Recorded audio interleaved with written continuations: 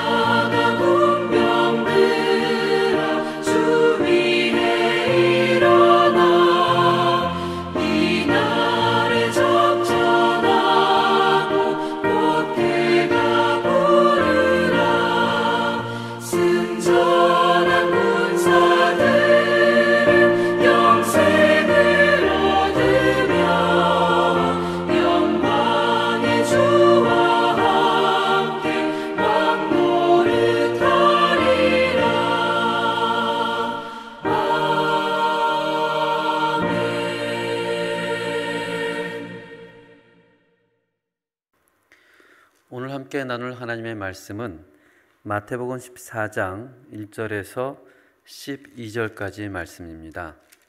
신약성경 23페이지가 되겠습니다. 우리 다 찾으셨으면 우리 한 목소리로 하나님의 말씀을 봉독하겠습니다. 그때 분봉왕 헤롯이 예수의 소문을 듣고 그 신하들에게 이르되 이는 세례 요한이라 그가 죽은 자 가운데서 살아났으니 그러므로 이런 능력이 그 속에서 역사하는도다 하더라. 전에 헤롯이 그 동생 빌립의 아내 헤로디아의 일로 요한을 잡아 결박하여 옥에 가두었으니 이는 요한이 헤롯에게 말하되 당신이 그 여자를 차지한 것이 옳지 않다 하였음이라.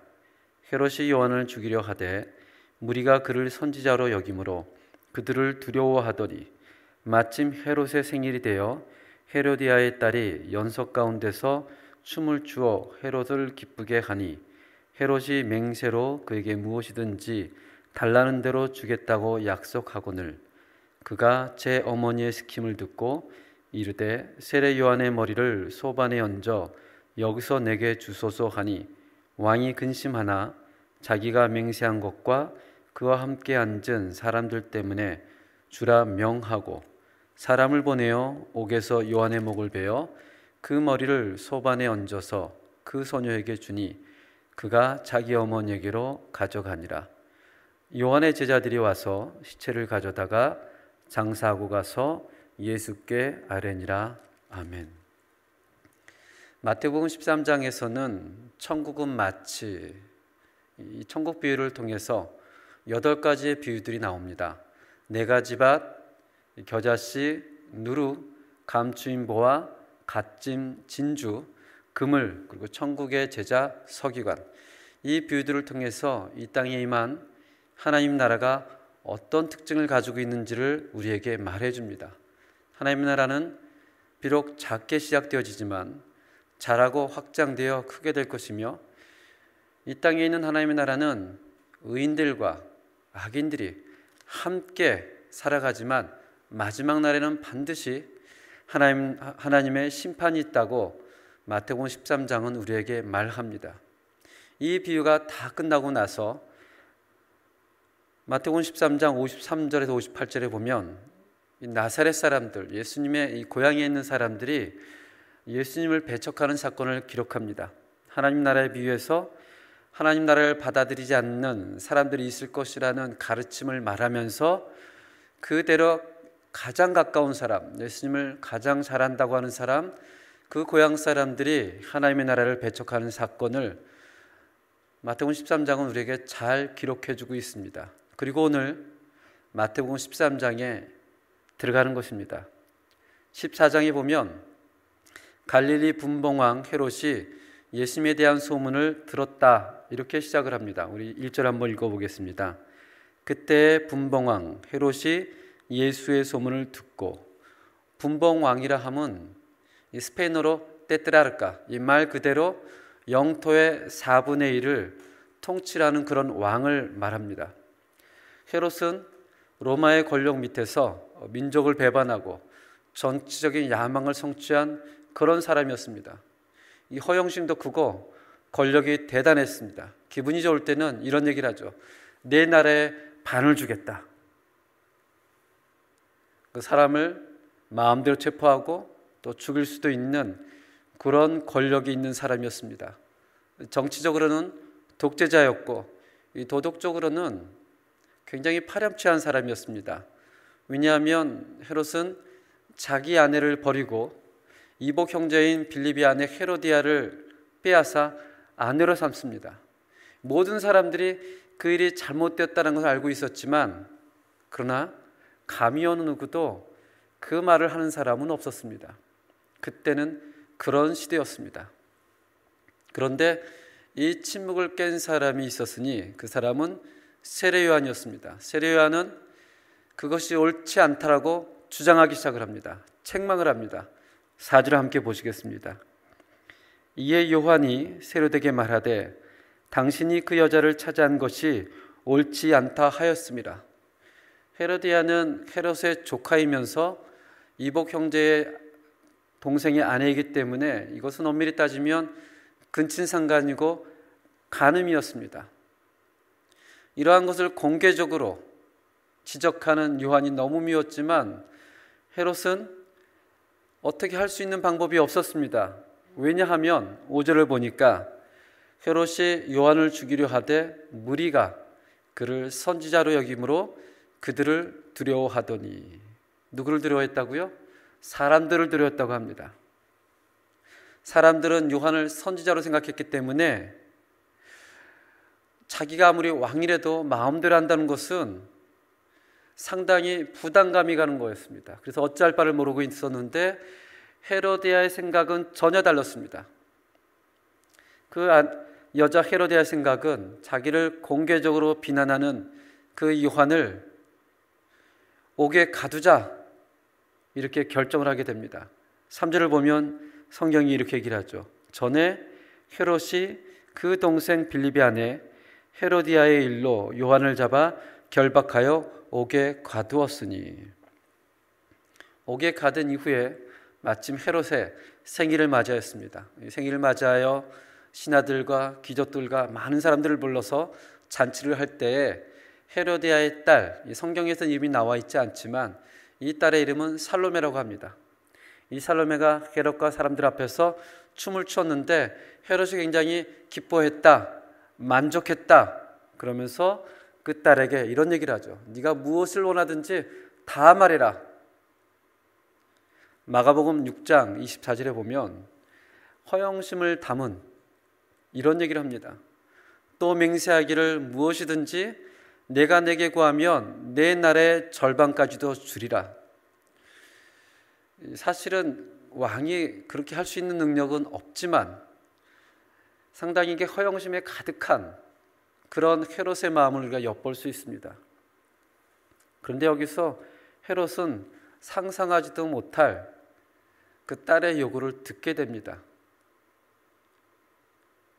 정말 요구한다면 내가 다 들어줄 텐데, 나라의 반까지도 들어줄 텐데, 설마 그 딸이 세례 요한의 목을 요구할 줄은 상상도 못한 것이죠. 이것이 역사의 의외성이라고 얘기를 합니다. 전혀 생각하지 못했던 일이 벌어지는 것입니다. 오늘 본문 8절에 보면 성경은 이렇게 얘기를 합니다. 그가 그 어머니의 시킴을 듣고 이르되 세례 요한의 머리를 소반에 얹어 여기서 내게 주소서 하니. 이 말을 듣고 세례 요한은 깊은 고민에 빠집니다. 헤롯은 깊은 고민에 빠집니다. 왜냐하면 헤롯도 알았거든요. 세례 요한이 의로운 사람이라는 것을. 비록 자기에겐 껄끄러운 사람이라도 그가 선지자인 걸 알았습니다. 마가복음 6장 20절에 보면 이렇게 얘기를 합니다. 헤롯이 요한을 의롭고 거룩한 사람으로 알고 두려워하여 보호하며 또 그의 말을 들을 때에 크게 번민을 하면서도 달갑게 들음이라. 번민을 하면서도 그의 말을 듣는 것이 너무나 좋았다고 성경은 기록합니다. 왜냐하면 헤롯도 그가 의롭다는 걸 알았고 그가 거룩하다는 걸 알았고 그가 선지자임을 알았기 때문입니다. 그렇기 때문에 그의 번민은 점점 더 깊어집니다. 이미 약속은 했죠. 지켜보는 사람들은 많았죠. 요한은 두렵죠. 사람들은 두렵죠. 헤로디아는 요한을 죽이고 싶어 하죠. 이런 가운데 헤롯이 결단을 내리죠. 아마 이런 결단인 것 같아요. 모르겠다. 될 대로 어떻게 되겠지. 요한의 목을 베어 자그마한 상에 올려 헤로디아에게 보냅니다. 오늘 본 말씀이 10절 11절에 나와 있습니다. 제가 읽겠습니다. 사람을 보내어 옥에서 요한의 목을 베어 그 머리를 소반에 얹어서 그 소녀에게 주니 그가 자기 어머니에게로 가져가니라. 참 광야에서 외치는 소리로 불꽃 같은 삶을 살았던 세례 요한의 마지막에 너무나 비참하게 마감되는 것을 우리는 성경에서 볼 수 있습니다. 이 사건이 지나고 얼마 후에 오늘 본문 말씀은 과거를 기억하는 사건이거든요. 얼마 후에 헤롯이 예수님의 소문을 들은 것입니다. 그것이 1절에 나와 있습니다. 그때 분봉왕 헤롯이 예수의 소문을 듣고, 아마 예수의 단편적인 소문을 들은 것이 아니라 예수님이 어떻게 시작을 했고 무엇을 했으며 어디 갔고 누굴 고쳤고 하나님 나라의 복음을 전하고 병자를 고치고 중풍병을 고치며 수많은 이야기들을 다 들었을 것입니다. 예수님의 첫 번째 메시지가 세례 요한과 똑같습니다. 회개하라, 천국이 가까이 왔느니라. 예수님이 설교했음을 들었고 그가 세례 요한처럼 세례 베풀었음을 죽었고 심지어는 세례 요한에게는 없었던 기적과 이적과 병 고침을 그는 다 들었습니다. 그 소문이 왕궁에까지 들렸다는 것은 이미 소문이 광범위하게 다 퍼졌다는 것을 의미합니다. 그런 예수님의 소문을 듣고 헤롯은 불안해하고 두려워합니다. 과연 저 사람은 누굴까? 저 예수는 누굴까? 이 질문은 예수님을 만나는 모든 사람들이 공통적으로 하게 되는 질문이기도 합니다. 예수가 누굴까? 그는 어떤 사람일까? 오늘 예수님께서 빌립보 가이사랴 지방에서 제자들을 모아놓고 이렇게 질문합니다. 마태복음 16장 13절에 사람들이 인자를 누구라 하느냐? 제자들이 얘기를 하죠. 이르되 더러는 세례 요한, 더러는 엘리야, 어떠는 예레미야나 선지자 중에 하나라 하나이다. 그 다음에 예수님께서 매우 중요하고 너무나 개인적인 반드시 답을 할 수밖에 없는 질문을 제자들에게 던집니다. 마태복음 16장 15절에 그렇다면 너희는 나를 누구라 하느냐? 이 질문 앞에서 우리 성도님들은 어떻게 대답을 하시겠습니까? 이 질문은 아무도 피할 수가 없는 것입니다. 이때 베드로가 주는 그리스도시요 살아계신 하나님의 아들입니다. 이 대답을 두고 예수님이 베드로를 축복하죠. 근데 헤롯은 예수님의 소식을 다 듣고 나서 그의 대답은 이랬습니다. 2절을 볼까요? 그 신하들에게 이르되 이는 세례 요한이라. 그가 죽은 자 가운데서 살아났으니. 헤롯은 예수님의 소문을 다 듣고 그의 행적을 다 보고 다 듣고 그의 결론은 이것이었습니다. 세례 요한이 다시 살아났다. 자기가 죽인 세례 요한이 다시 살아나서 자기를 심판하러 온 것이다. 귀신을 쫓아내고 중풍병자를 고치며 죄까지 사하시고 바람과 바다를 잔잔하게 하는 것은 물론 심지어 죽은 자까지 살리신 그 예수 그리스도에 대한 소문을 들었습니다. 사람들이 예수 그리스도를 향해서 그는 그리스도다 라고 고백하는 소문도 들었습니다. 세례 요한이 세례를 줄 때 요한복음 1장 19절 20절에 보면 사람들이 막 몰려옵니다. 그 사람들의 마음속에서는 저가 그리스도인가 너무 궁금했습니다. 어떤 이가 질문합니다. 내가 누구냐? 세례 요한이 대답을 하죠. 나는 그리스도가 아니다. 나는 광야에서 외치는 소리요 주의 길을 예비하는 자로. 그러면서 지나가는 예수님을 보면서 요한복음 1장 29절 34절에 이렇게 얘기를 하죠. 보라 세상 죄를 지고 가는 하나님의 어린 양이로다. 그가 하나님의 아들이시다. 헤롯이 들은 소문은 이 모든 것을 다 들었다는 얘기예요. 어떤 예수님의 한 행적만 들은 것이 아니라 이 모든 소문, 온 갈릴리에 퍼진 이 모든 소문을 다 들었습니다. 세례 요한의 고백도 들었고 세례 요한의 선포도 들었고 헤롯이 조금 세례 요한의 말을 귀를 기울였다면 예수가 그리스도라고 고백했을 텐데 그는 예수를 다시 살아난 세례 요한이라고 얘기를 합니다. 왜냐하면 자기의 죄를 책망하는 말이 너무나 두려웠습니다. 그것이 나타날까 두려웠습니다. 더 나아가 그렇게 얘기하는 세례 요한을 감옥에 가두죠. 그리고 목을 베어버립니다.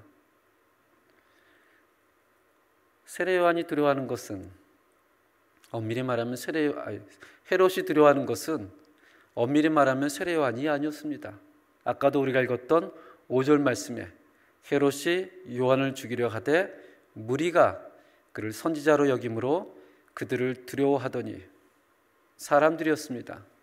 왜냐하면 사람들이 세례 요한을 선지자로 여겼기 때문에 헤롯은 또한 예수도 두려워했습니다. 더 정확히 표현하면 예수를 두려워했던 것이 아니라 세례 요한을 따르는 사람들이 많았던 것처럼 예수를 따르는 사람들이 많았기 때문에 그 두려움 때문에 요한의 머리를 달라고 하는 헤로디아의 간청을 거절할 수가 없었습니다. 왕권을 잃어버릴지 모른다는 두려움. 예수님의 소문을 들어도 그 세례 요한이 예수님이 세례 요한이라고 생각할 정도로 생각하는 그 두려움. 다시 한번 질문을 해봅니다. 우리 성도님들은 예수님을 누구라 고백합니까? 에이 목사님, 그런 질문을 하세요. 목사님도 아시지 않습니까? 우리가 교회를 몇 년을 다녔는지. 아니 교회를 다니지 10년, 20년이 됐는데 얼마나 교회에서 열심히 봉사하는데. 그런 질문은 우리 이야기하는 것이 아니라 교회에 이제 새로 나온 사람들 또는 오랫동안 나오지 않아 또 나온 이 사람들에게 질문하는 것이지 우리에게는 그런 질문하면 실례죠 라고 생각할 수 있을지 모릅니다. 아닙니다.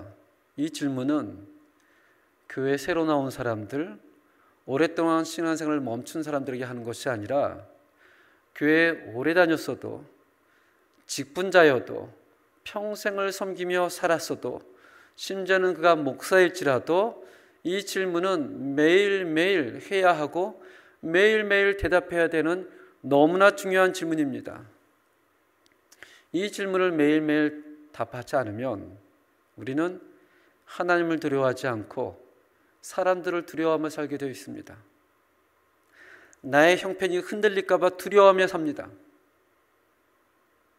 이 질문은 모두에게 하는 질문이지, 교회 처음 나온 사람들, 오랫동안 신앙생활한 사람들에게 하는 질문이 아니라는 사실입니다.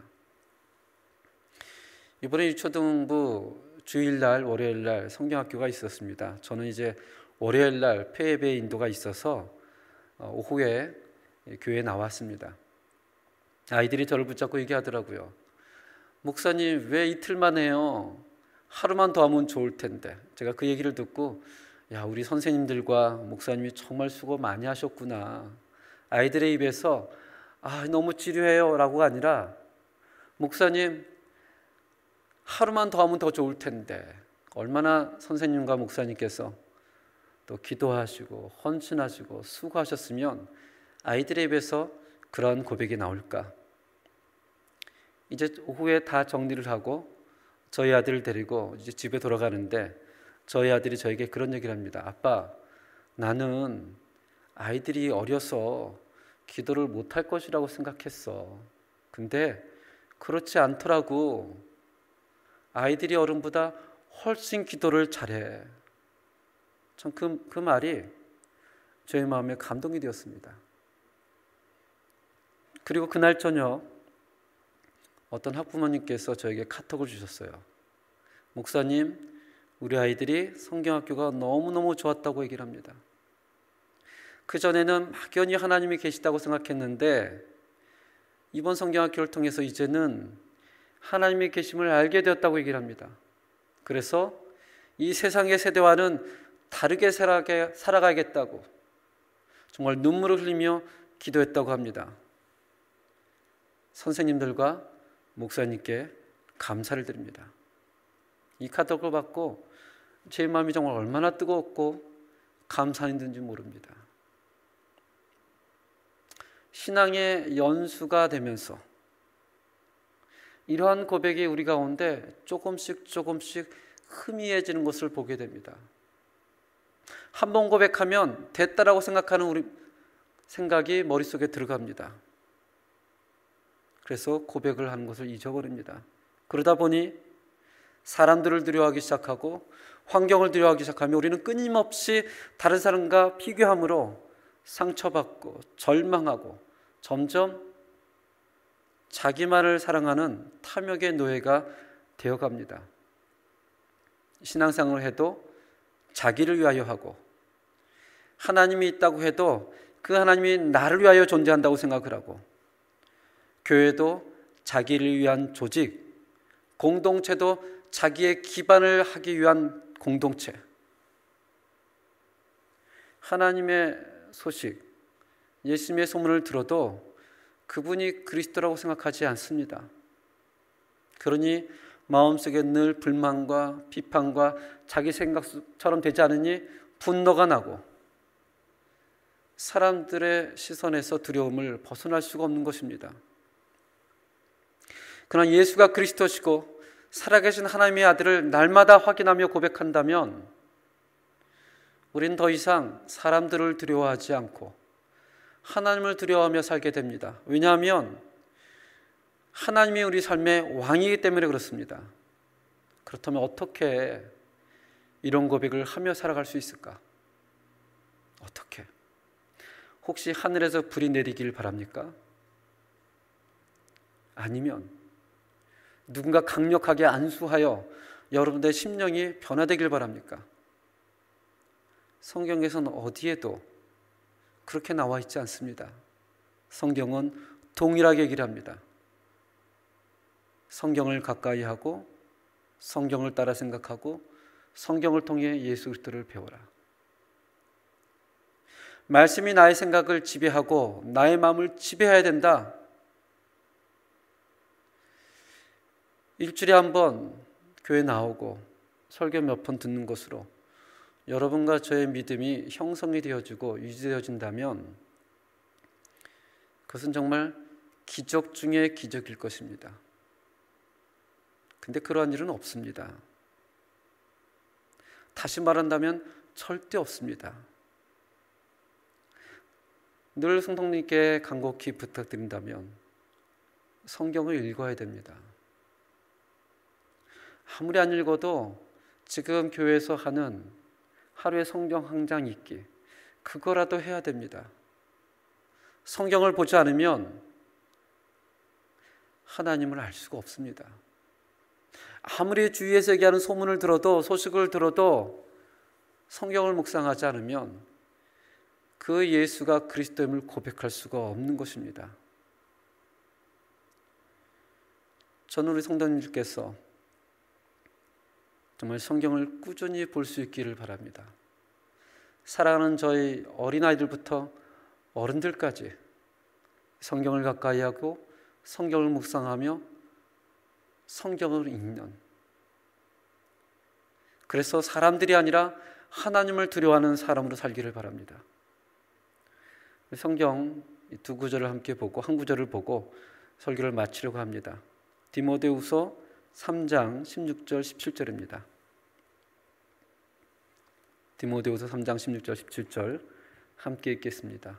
모든 성경은 하나님의 감동으로 된 것으로 교훈과 책망과 바르게 함과 의로 교육하기에 유익하니 이는 하나님의 사람을 온전케 하며 모든 선한 일을 행하기에 온전케 하려 함이라. 아멘. 이 시간 함께 하나님 앞에 기도하길 바랍니다. 하나님, 우리가 성경을 통하여 묵상하며 예수를 그리스도라고 고백하며 하나님을 두려워하며 살아갈 수 있도록 하나님의 은혜를 허락하여 주시옵소서. 함께 한 목소리로 기도하겠습니다.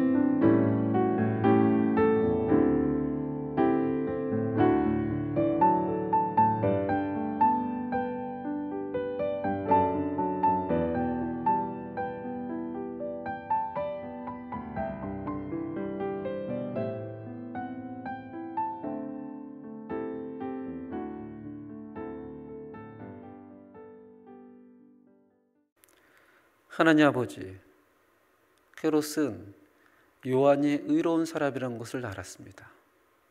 요한이 거룩한 사람이라는 것을 알았습니다. 그럼에도 그는 사람들을 두려워하여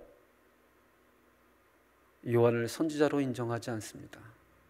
자기의 죄를 감추기 위하여 요한을 죽였지만 예수에 대한 소문을 듣고 예수에 대한 소식을 듣고 그의 마음속에선 그가 그리스도라는 생각보다는 저는 다시 살아난 세례 요한이다, 두렵과 공포에 사로잡혀 있는 것을 보게 됩니다.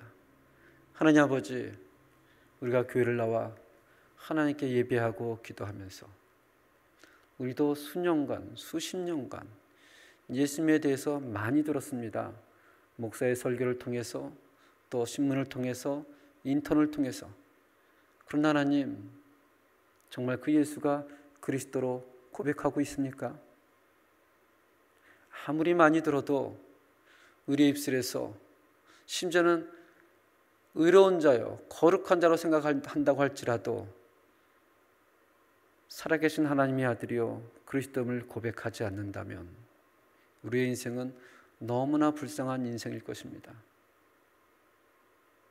짧은 이 땅에서 살아가면서 주의 말씀을 가까이 하고 주의 말씀을 묵상하면서 우리 모두가 예수가 그리스도임을 고백할 수 있는, 그래서 하나님을 두려워하며 살아갈 수 있는 은혜를 허락하여 주시옵소서.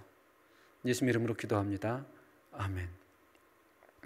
우리 찬송가 357장 함께 드리고 축도로 예배를 마치겠습니다. 찬송가 357장입니다.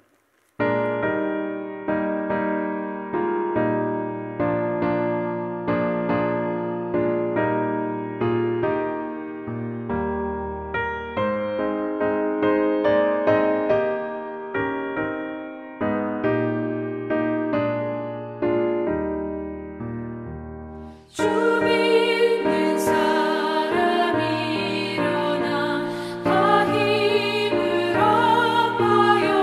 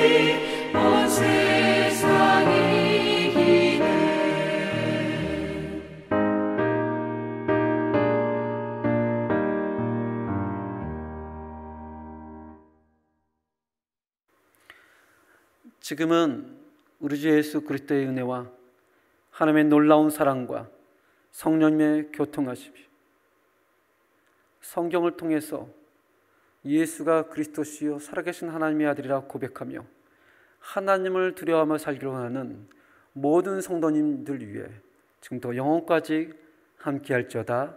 아멘.